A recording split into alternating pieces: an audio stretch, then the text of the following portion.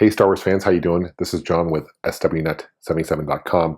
This episode I'll be reviewing a figure I've wanted to review for a long time, and that is Yak Face. He is officially the last figure produced in the original vintage line of figures. Came out in 1985. This kind of story has it is Kenner was planning on releasing this figure. The production was already done. At the time the production finished for Yak Face, Kenner had pulled the plug on the Star Wars line, unfortunately, and so there was a lot of produced figures. Kenner had sent some of those figures overseas to Europe, even Canada, but never sold them in stores in the US, making this a really rare figure.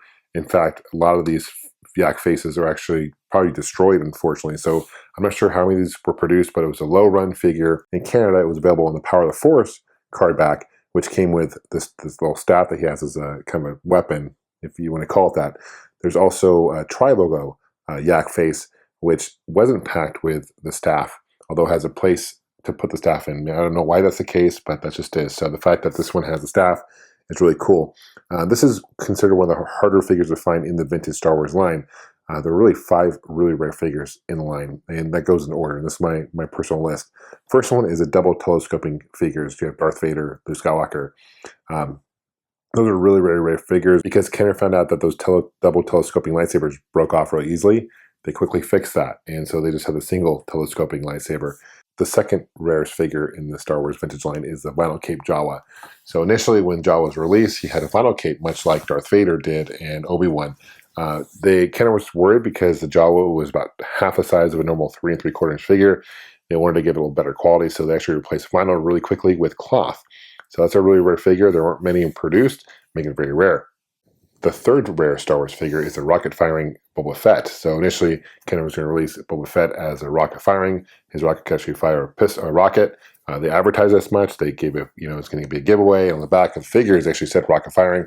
They saw that Kenner quickly thought that it was going to be kind of a hazard for kids to poke their eyes or swallow or whatever.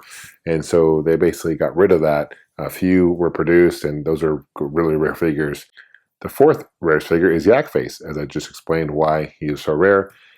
And the fifth rarest Star Wars figure is the blue Snaggletooth, who came out in the Sears Cantina set, and that was available only through Sears. And Kenner only had a picture of Snaggletooth through kind of a waist-up black and white picture.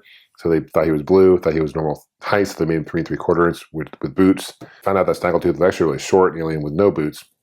He had a red, so that Snaggletooth was only available through the Sears exclusive Cantina set, basically making him hard to find. So Yak Face's actual official name, and I'm probably butchering this, is Salt Marie.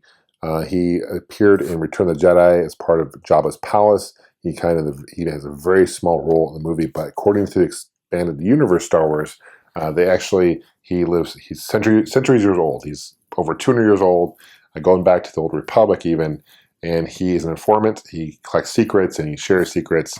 And of course, when Jabba died and the sail barge exploded, he left with a whole bunch of secrets from Jabba. So according to the Star Wars EU, the expanded universe, what's awesome about Yak Face is Gentle Giant has a line of 12-inch figures, part of the vintage line, and they released a 12-inch version of Yak Face, which is awesome. And I'll tell you the details is amazing. Like the 12-inch to the 3 3/4 inch. You can see the size comparison. It also came with a coin, which is, I think this is a San Diego Comic-Con exclusive, actually, and a Star Wars Celebration exclusive, if I remember correctly. Gentle Giant also released this. This is a Star Wars Celebration Europe exclusive, and this is the tri-logo. And you can see he's missing the staff, which is funny because, as I just explained before, the staff was missing in the original 3 3/4 inch. So that's great. So they definitely paid attention. Good job, Gentle Giant, for that. So without any further ado, let's take a closer look at this figure. Appreciate you guys leaving a comment. I appreciate you guys subscribing as always. And let's take a closer look. So here's a closer look at Yak Face. Okay. This one's actually a pretty good shape. You get the staff, and he's got 5 points of articulation. His arms can move.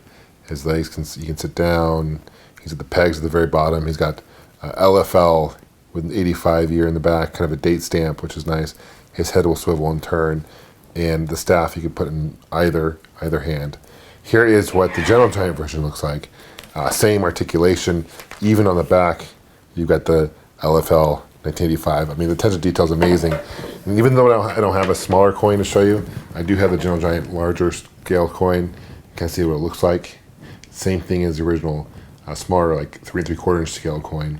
These are collector items themselves, which is cool. So anyway, big fan of Yak Face. Definitely one of the harder figures to find. Let me know if you guys have Yak Face. Leave a comment below. Appreciate you guys liking this video. If you guys want to stay in touch, you can follow me on Facebook, Twitter, also the website SWNet77 for daily posts.